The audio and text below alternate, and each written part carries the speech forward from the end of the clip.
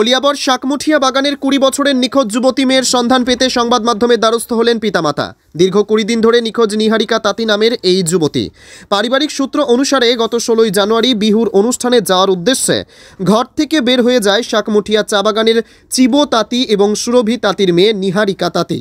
কিন্তু এরপর থেকে নিহারিকার আর কোনো সন্ধান পাওয়া যাচ্ছে না। অনেক খোঁজাখুঁজির পর মেয়ের কোনো সন্ধান না পেয়ে পরিবারের লোকজন জখলাবন্ধা পুলিশের দ্বারস্থ হন।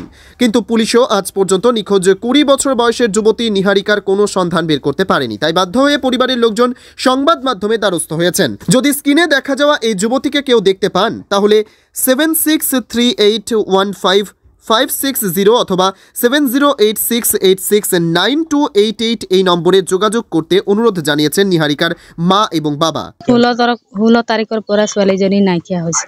আচ্ছা, এতিয়ালৈকে বিচাৰি পোৱা নাই? নাই পোৱা। থানাতো জনোৱা হৈছে? জানা হৈছে। কোনটো থানা চলাইছে? এই জখলাবন্ধা থানা। ছোৱালীজনীৰ নাম কি আছিল? নিহাৰিকা তাঁতি। কিমান দিন হৈছে? এতিয়া হ'ব 20-21 দিন মান হ'ব। বিচাৰিছে আপুনি গোটেই, কিন্তু বিচাৰি পোৱা নাই? নাই পোৱা, অতি পোৱা নাই। যদি কোনোবা মোৰ ছোৱালীক চাই যদি আমাক জনাব লাগিব। এইটো হেৰি বিহুত মঙ্গলবাৰ ৰাতি পৰাই নাপাতা হৈছে।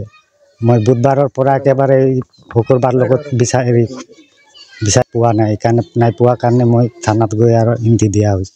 কিমান দিনৰ পৰা, কেই তাৰিখৰ পৰা নাইকিয়া হৈছে? মঙ্গলবাৰ 16 তাৰিখ। কিমান আছিল? 16 তাৰিখ। 16 তাৰিখ। যোৱা জানুৱাৰী 16 তাৰিখৰ পৰা সন্ধানী হৈ আছে। আপুনি থানাত জনাইছে? থানাত জনা আছে। কোনখন থানাত জনাইছে? এই জখলাবন্ধা। জখলাবন্ধা আৰক্ষী চকীত জনাইছে। কোনো সন্ধান পোৱা নাই এতিয়ালৈকে? এতিয়ালৈকে পোৱা নাই। কিবা সন্দেহ মানে আৰু বিচাৰি পোৱা নাই। আৰু কাক এতিয়া সন্দেহ কৰিম? এতিয়া কোনে লৈছে কি কথা এতিয়া গম পালেহে কম।